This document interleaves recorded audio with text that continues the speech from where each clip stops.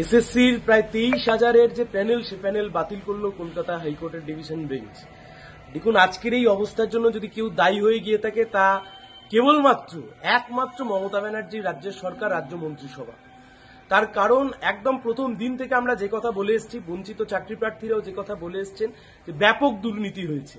সাদা খাতায় চাকরি হয়েছে, ওএমআর শিট, তাকে পরবর্তীকালে উদ্ধার করা গেছিল। বিভিন্ন সময় থেকে দেখা গেছে যে সাদা খাতায় চাকরি হচ্ছে, টাকা দিয়ে চাকরি হয়েছে, শিক্ষামন্ত্রী জেল খাটছে, আধিকারিকরা জেল খাটছেন। এই সামগ্রিক দুর্নীতির জন্য যদি কেউ দায়ী হয়ে গিয়ে থাকেন, তার জন্য একমাত্র দায়ী হচ্ছেন মমতা ব্যানার্জি। এবং আজকের এই অবস্থার জন্য দায়ী এরা।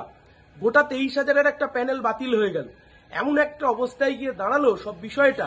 আমরা প্রথম থেকে বলেছিলাম, আমরা যোগ্য চাকরি প্রার্থীদের পক্ষে, যারা যোগ্য চাকরি প্রার্থী আমরা তাদের সঙ্গে। এই 23,000-এর মধ্যে যারা সত্যিই নিজেদের যোগ্যতার মাধ্যমে চাকরিটা পেয়েছিলেন, কিছু তো অবশ্যই রয়েছেন যারা নিজেদের যোগ্যতার মাধ্যমে চাকরিটা পেয়েছিলেন।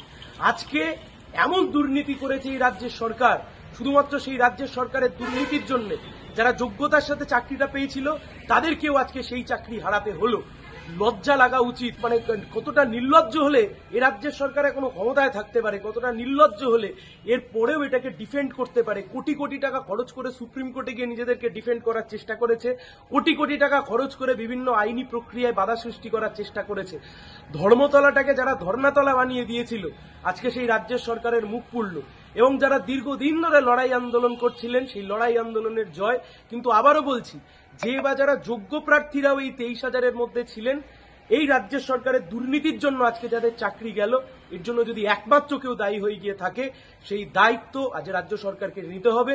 এবং অবশ্যই ধন্যবাদ জানাচ্ছি বিকাশ রঞ্জন ভট্টাচার্য, একা একজন ব্যক্তি নিজের স্টলওয়ার্ড হিসেবে দাঁড়িয়ে একটা গোটা সিস্টেমের বিরুদ্ধে, দুর্নীতির বিরুদ্ধে লড়াই করে আজকে কার্যত গোটা সমাজের সামনে চোখ খুলে দিল যে একটা রাজ্যের সরকার কিভাবে একটা গোটা এসএসসি নিয়ে দুর্নীতি করেছে। কিন্তু গোটা রাজ্যের মানুষ জানেন, এই যে লড়াই, এই যে আন্দোলন 2019 সাল থেকে চলছে, এই লড়াই আন্দোলন লড়েছেন চাকরি প্রার্থীরা, আর এই লড়াই আন্দোলন আদালতের মধ্যে যারা লড়েছেন, বিকাশ রঞ্জন ভট্টাচার্য।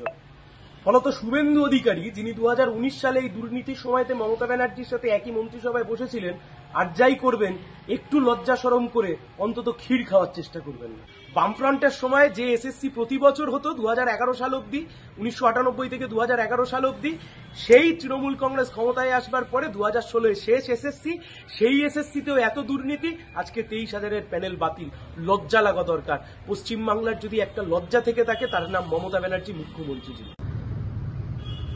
আদালত বলেছেন সুদ সমেত টাকা ফেরত দিতে হবে যারা অবৈধভাবে চাকরি পেয়েছেন।